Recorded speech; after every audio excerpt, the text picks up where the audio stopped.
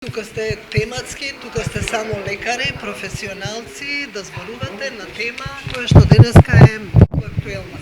Зашто Да, денеска во организација на Македонското друштво на пластични и реконструктивни хирурзи организираме една работилница со гости од странство.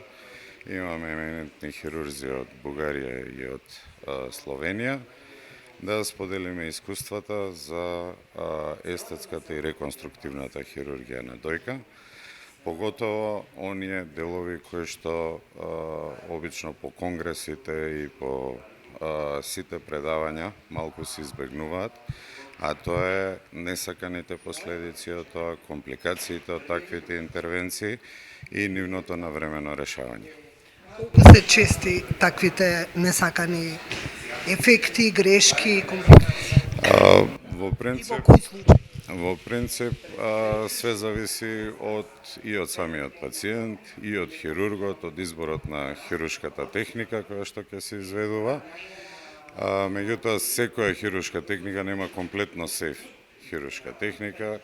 Во некои 5 до 6% настануваат компликации, што значи на 100 пациенти имаме 5 пациенти кои што се со компликации, кои што треба да ги решиме тие компликации навремено и со најмала штета за пациентот. Некогаш е проблем самиот материјал кој што се имплантира, некогаш е проблем коморбидитети на пациентот, хируршката техника најсоодветна да се избере за да се направи еден таков зафат и така. Ете и впрочем и затоа сме денес тука за да продискутираме за тие работи. Бараат ли жените после операција на дојка да се прави реконструкција на дојка? После карцином на дојка? Да, во последно време кај нас е зголемен бројот на такви пациентки, дури во соработки со торакалните хирурзи ги правиме тие интервенции во еден акт, да пациентката се разбуди со дојка иако претрпела операција претходно истовремено во еден исти акт, како и кај нас се прават секундарните реконструкции. Добро е тоа што последните 7-8 години и тие интервенции одат на сметка на фондот, ги покриваат тие интервенции како и имплантите кои што се ставаат. И затоа и бројката секако поголема. Колку е оправдано предвременото отстранување на дојката ако во случај се има генетски предиспозиции за карцином? Доколку се утврдат генетски предиспозиции, да, секако.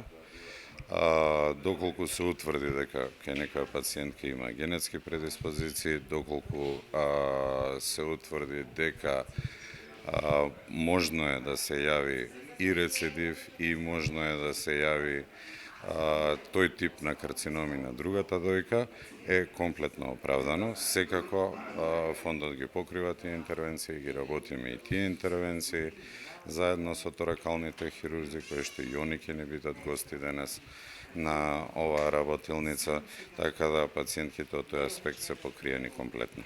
Сега морам да ја прашам каков е интересот за естетска хирургија? Естетската хирургија на Западот во принцип во консултација и со разговор со колегите опаѓа интересот, додека кај нас е малку обратно пропорционално, се е поголем интересот и кај нас и во околината наша, така да имаме доста и пациентки од странство кои што доаѓаат од Косово, Албанија, од Бугарија, така да е све поголем процентот на естетските корекции. Зборуваме за дојка или за Конкретно денес за дојка, меѓутоа и комплетно за сите естетски корекции е многу зголемен интерес. Има ли возрастна граница некоја? Нема возрастна граница, дури имаме пациентки кои што се и на 70 години доаѓаат заради разни корекции, така да лимитите во однос на возраста се избришени.